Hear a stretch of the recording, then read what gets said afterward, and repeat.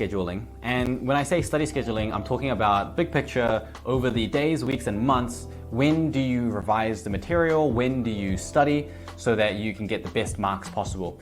Again, as with all the lessons here, they are just fundamentals and we will be upgrading them significantly later in the course. So for now, the most important thing you can do is build a little bit of momentum, get your hands dirty, and start experimenting with some of these very basic techniques. Get comfortable with using these, and that will allow you to transition into the more advanced techniques much more easily. The worst thing that you can do is just twiddle your thumbs, sit on your hands, and not apply any of these techniques because either you're lazy or you don't feel like you've got enough time.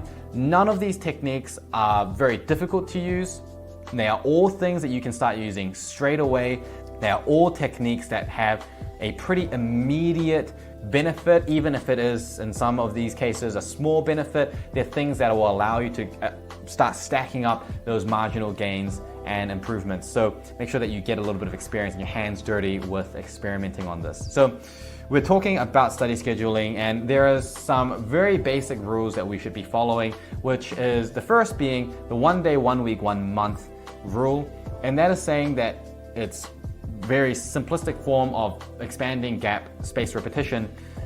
When you learn something, let's say that you learn it on a Monday, try to revise it again on the Tuesday, roughly a day later, maybe the Wednesday, but I would generally not leave it any further than that. And then revise it again around a week later. So if you learned it on the Monday, you might learn it on the Friday.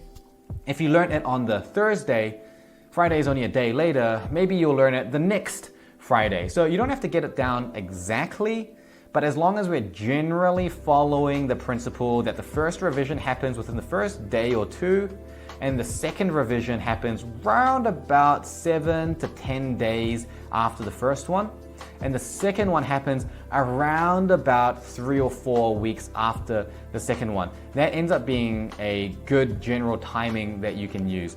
Now, there are flaws in the system. Again, it is just a very basic strategy. It's not going to work all the time. It's going to be excessive sometimes for some subjects, and it's not going to be enough for other subjects. And that's where some of the more advanced techniques are going to come in. But this is a really good foundation to start off. And actually, this foundation is what I used for really the first 2 to 3 years of university. I didn't outgrow it up until that point, and I was studying some serious content at the time. So I would suggest that for most people, this is going to work reasonably well. And if you do have problems, we will solve them later in the course anyway. So all you have to do is just get your diary, or if you're using an app, just set aside a half a day at the end of every week as your weekly, and then set aside another day or half day or a couple days, depending on how much you need to study, at the end of every month.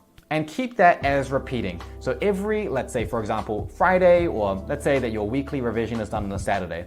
So every Saturday, you are revising what you learned for that week. And then every final Saturday and Sunday, you're revising everything you learned for the entire month. Now, again, it doesn't have to be an exact science. You don't have to time exactly when you're getting everything. As long as you're generally following these principles, it's going to be fine. And the most important thing here is actually not the whole 1 day, 1 week, 1 month thing. It's the actually scheduling it into your day so that you know that at a certain time, this is what you need to do, and keeping yourself accountable. There are a lot of students that we teach some of the more advanced scheduling tips to, and then they start school and it just goes out the window. They just don't use any of those things anymore, even though they know that using it is going to make their life easier. And then they start using it and then they think, wow, a lot of my problems have just been solved. There is a force of habit of how you schedule your time and use your time that we need to overcome. And the first step of that is keeping yourself accountable, having a diary, literally write it in your diary, have it on your schedule, and just keep yourself accountable. Keep your friends accountable, and just follow these basic tips. The other thing is something that I've already talked about when it comes to the in-class techniques, which again, if you haven't watched that, make sure to go watch that and then come back to this, is the idea of doing pre-reading. So pre-study, so learning an entire topic before you learn it in class or learn it in lectures is extremely beneficial. And because it makes it easier for you to learn during the class itself, It's good because it actually saves you time later. So let's say that you spend 1 hour or even 2 hours studying an entire topic at a very basic level before the class or the lectures begin. That means that during class and lectures, you're more focused, you're more attentive, it makes more sense, it's more relevant, your attention is higher, which means that you now need to spend much less time revising it later to catch up on all of this stuff. So you will easily save that amount of time through your revision, through not having to relearn or spend additional time or forgetting things that you studied once and then 2 weeks later you completely forgot about. So I usually say that an hour of pre-study saves 10 hours later down the line between learning it and your test or exam. And I've always found this to be generally true, and sometimes even more than 10 hours is saved. You never want to be so busy that you deprioritize pre-studying. You always want to make sure that you're on top of your pre-study game. So again, set this in your schedule, maybe every Monday morning, maybe every Sunday evening, maybe every Saturday.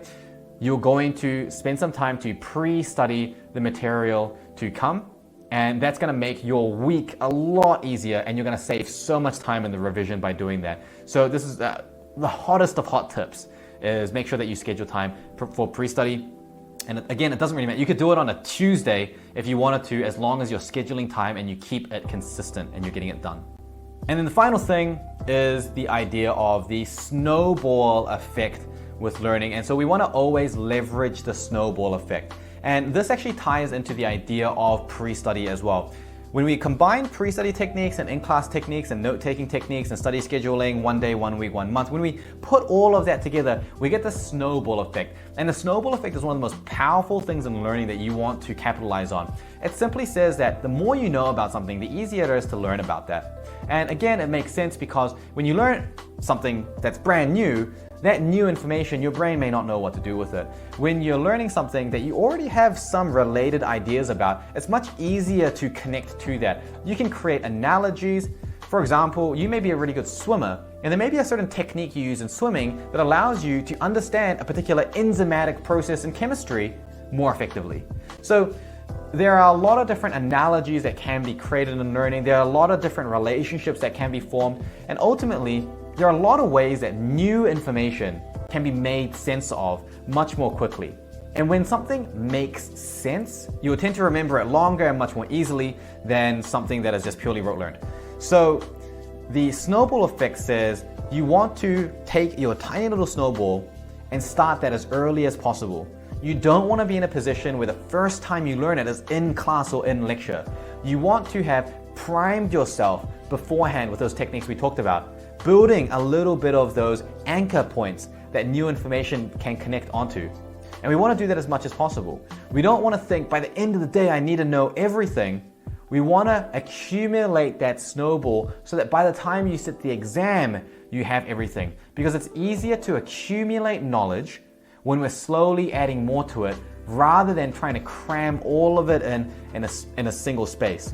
Which is why, another reason, that it's easier to learn diligently over time than it is to cram information. Last minute, not only is it just risky in general, but also it's the cognitive processes that are involved are much less taxing and much less error prone. And also you'll find that especially among the science subjects, when you learn something about, let's say, chemistry, it actually could make physics a little bit easier, which actually might make biology a little bit easier. There are certain things, bits of information that are a little bit transferable across the different topics, and you may have already felt this already. So when you're studying broadly, building little bits of knowledge, making sure you do the pre-study, learning a bit more and adding to that snowball in class, adding to it after the day, adding to it at the end of the week, and then adding to it at the end of the month, you will find that that process is much easier and much more doable than just being thrown into the class and not knowing what's going on. Likewise, actually later on we'll teach techniques that take this idea and really systemize it so that you can be way ahead of your class by an enormous amount and potentially even study an entire year's worth of curriculum before halfway through the year purely through self-study to the top 1% level. Actually very doable when we leverage the snowball effect almost in a weaponized, systematic way. And these are things that we will teach you, but you need to get, again, a little bit of experience with doing this. So The snowball effect should occur naturally if you are doing the pre-study, you're using the in-class techniques, and you're following these study schedules. This should happen naturally anyway, but I just wanted to explain to you a little bit from a neuropsychology point of view why it is that I'm telling you to do these things and how we're going to build on it in the future.